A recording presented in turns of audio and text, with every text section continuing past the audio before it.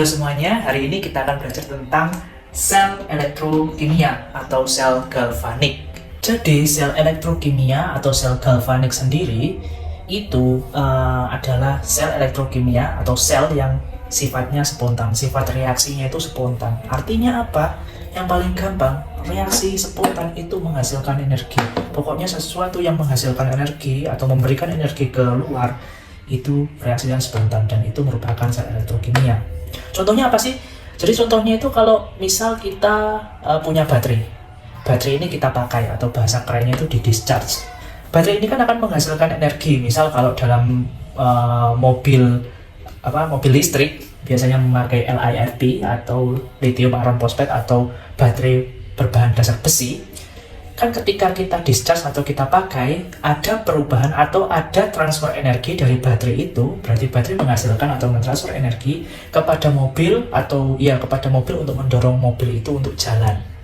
Nah, di sini kita akan pakai contoh baterai jenis LiFeP sebagai sel elektrokimia kita, yaitu baterai berbahan dasar besi yang kita tahu bahwa baterai jenis ini banyak dipakai secara komersil oleh Tesla atau produk-produk mobil yang lain.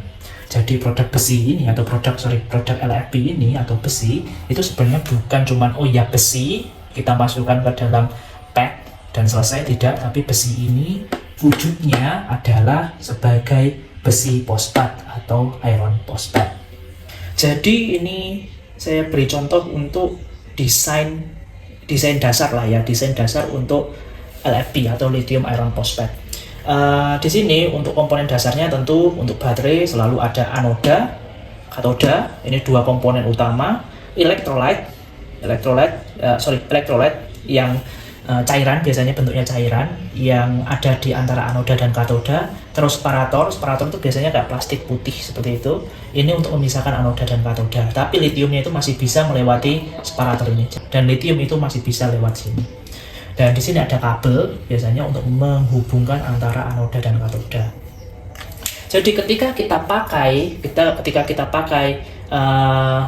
LiFeP atau baterai jenis LiFeP ini, elektron itu akan bergerak dari anoda melalui sirkuit seperti ini ke katoda. Sedangkan pada saat bersamaan lithium itu akan bergerak tapi lewatnya elektrolit. Jadi elektrolit ini akan membawa lithium melewati separator dan akan bergerak menuju katoda dari anoda. Ini adalah struktur dasar dari LiFeP itu sendiri untuk satu sel LiFeP. Dan reaksi ini karena reaksinya adalah spontan, makanya dia akan menghasilkan energi ke sistem. Energinya akan dihasilkan ke sistem untuk mobil listrik misalnya. Energi ini akan diubah menjadi gerak atau jarak tempuh.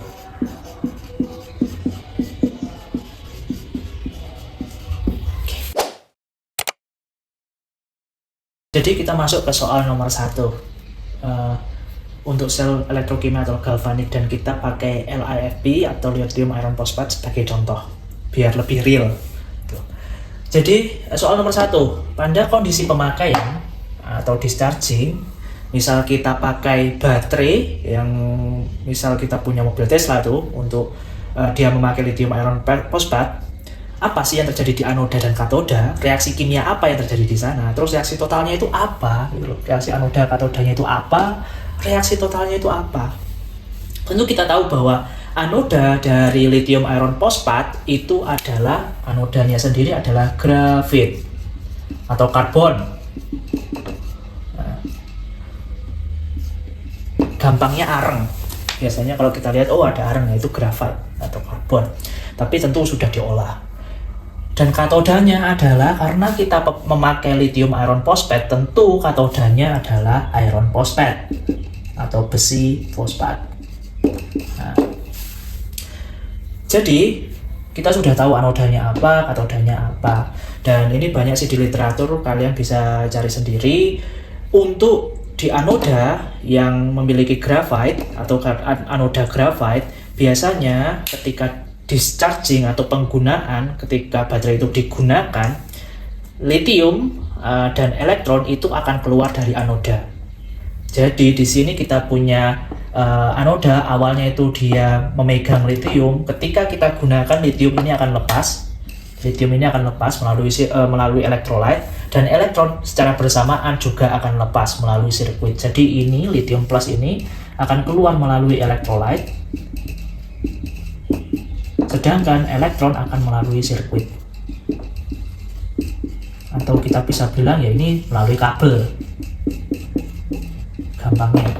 Kalau elektrolit berarti melalui cairan, yang biasanya kita lihat pada baterai itu ada cairan. Itu namanya elektrolit.